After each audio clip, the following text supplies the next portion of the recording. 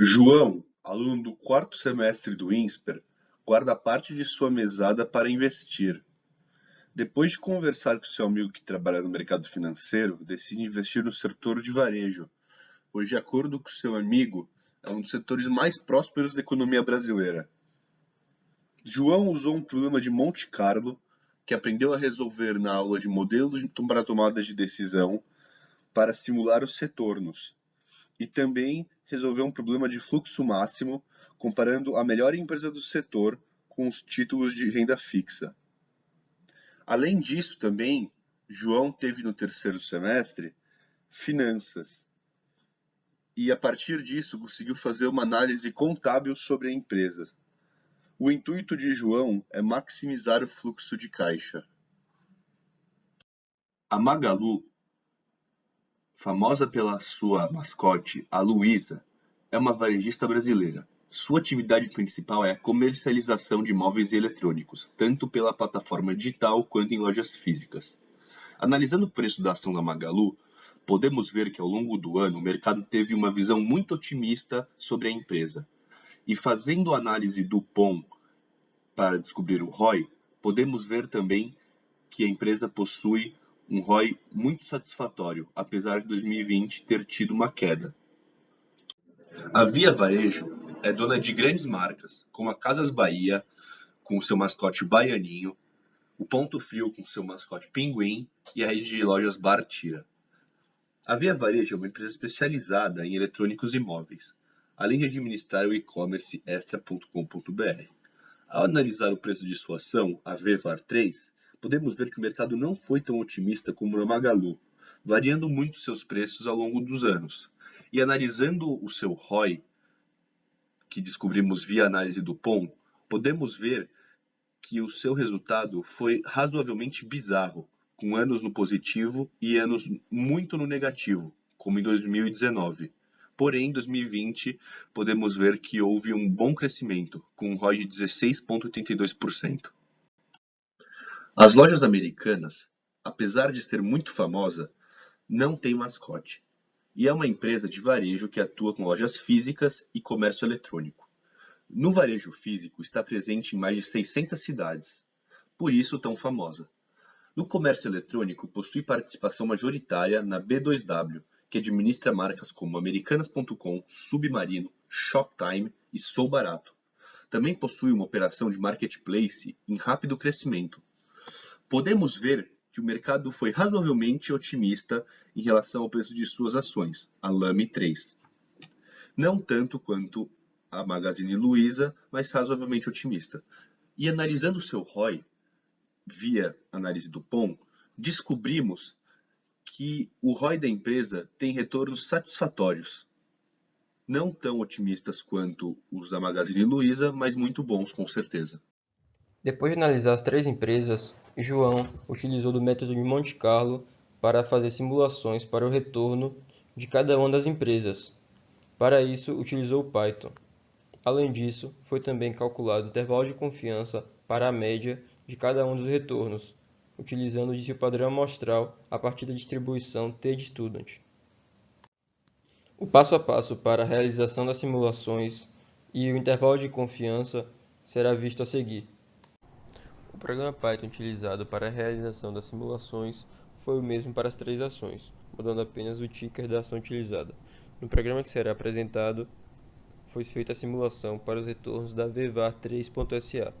Primeiramente, foi importadas as bibliotecas Pandas Data Reader SPDR, NumPy SNP, Matplotlib.pyplot SPLT, Random SRange, Statistics SStat, Datetime SDT e Pandas SPD. Feito isso, foi determinada as datas de início e fim para a coleta das cotações, 1º de janeiro de 2020 e 30 de dezembro de 2020.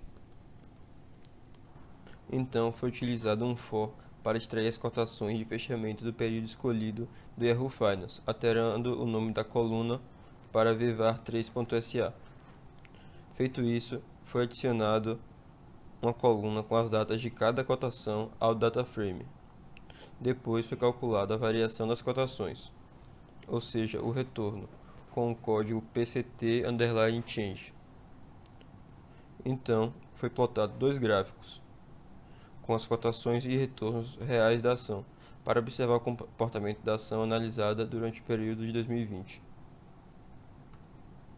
Além disso, foi calculados os parâmetros média, desvio padrão, mínimo e máximo para calcular a curva normal que será adicionada ao desvio padrão dos retornos reais.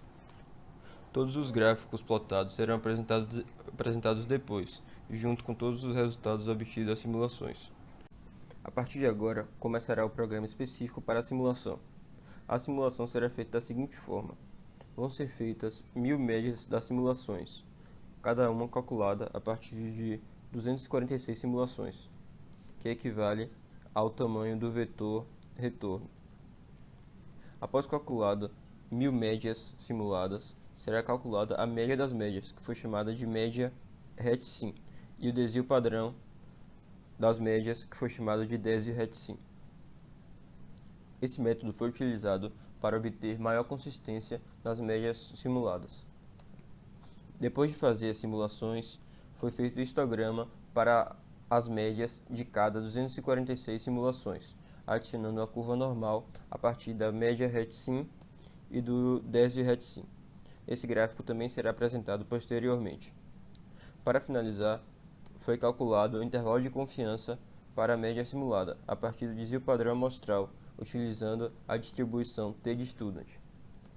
O resultado obtido também será mostrado na próxima parte da apresentação.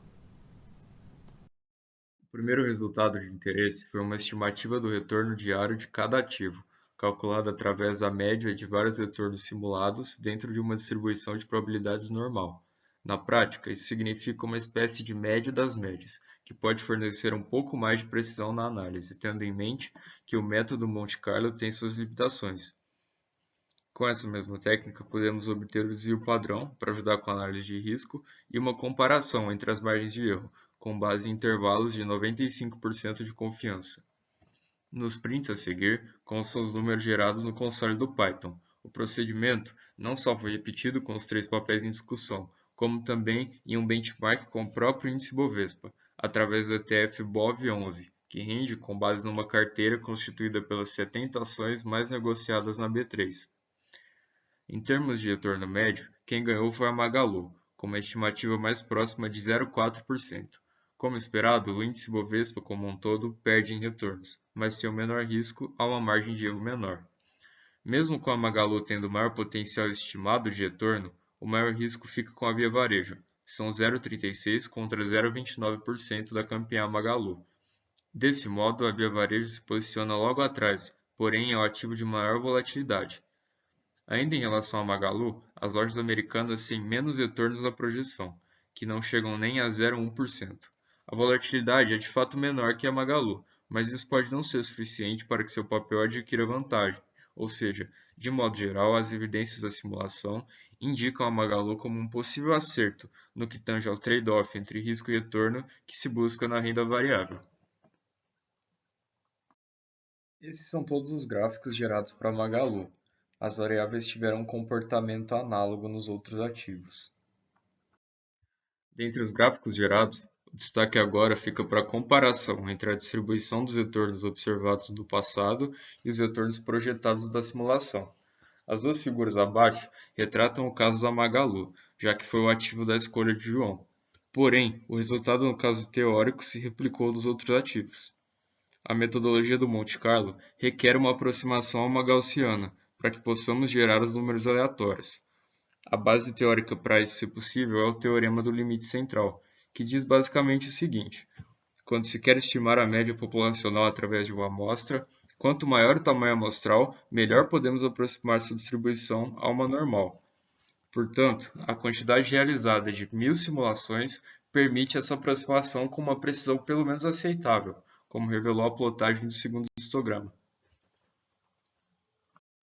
João acaba de concluir a programação em Python para estimar seus ganhos diários, completando com a análise do POM 2 métodos diferentes de análise de ações, que o direcionaram ao papel da Magalu como ativo de renda variável de sua preferência. Agora, Resta que ele combine essa escolha com a gestão de seus investimentos em geral, através de um terceiro método, a modelagem de um problema de fluxo máximo. Bom, o João se deparou com duas opções. A primeira era deixar o seu dinheiro no banco e todo o dinheiro que ele recebia, que era os R$ 1.000 mensais, ele deixaria no banco rendendo 2% ao mês a renda fixa, ou então ele passaria para sua conta de investimento e investiria na Magalu, pois ela foi a ação escolhida. Ela renderia 7% em alguns meses e outro 8,4% nos outros meses. Esses valores foram obtidos através do intervalo de confiança feito nas simulações, que o rendimento diário era cerca de 0,35%, o limite inferior, e o superior cerca de 0,42%. Ao chegar nos 7% mensais, foi multiplicado esse valor diário por 20, pois são aproximadamente 20 dias úteis todos os meses, que seria os dias que renderia a ação.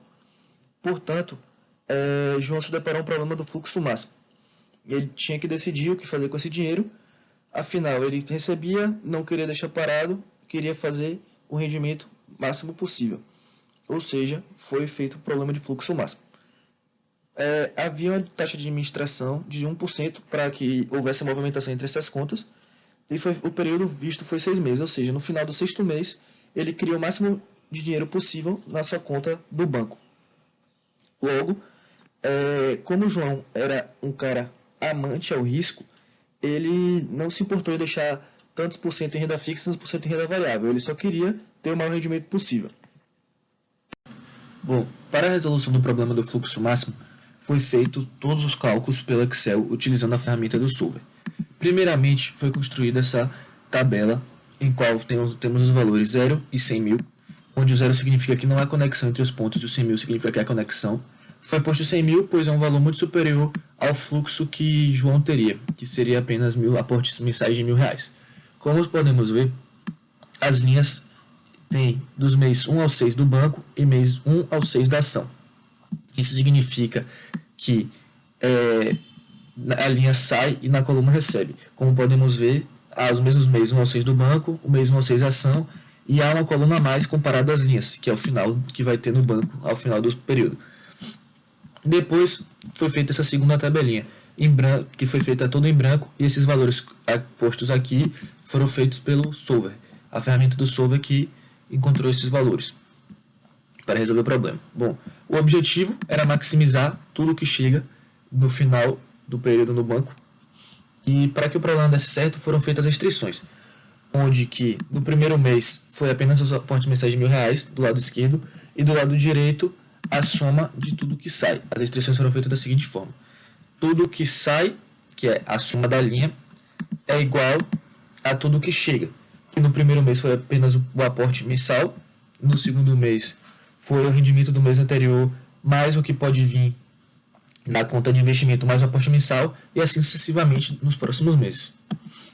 Bom, já na ação, no primeiro mês foi apenas o que pode vir do mês de um banco, e já no mês 2, basicamente a mesma coisa, o rendimento de 1,7 mais o que pode vir da conta do banco no mesmo mês. E como podemos ver, foi feito isso para todos os meses, com a variação de 7% e 8,4%, e da direita a soma da linha, como dito anteriormente. Bom, foram postas essas restrições e foi posta uma restrição a mais. Como podemos ver que os valores dessa planilha, dessa tabelinha em branco, tem que ser menor ou igual aos valores daqui, por isso 100 mil, um fluxo bem menor. Como botamos para resolver, podemos ver que no final dos 6 meses, João teria R$ 7.131,28. Também, como podemos ver, não há nenhuma restrição de ação ao banco, pois João é propenso ao risco, ele é amante do risco, então ele não se importa se vai ter renda variável ou renda fixa, ele só se importa com o maior rendimento possível no período, maximizar seu fluxo.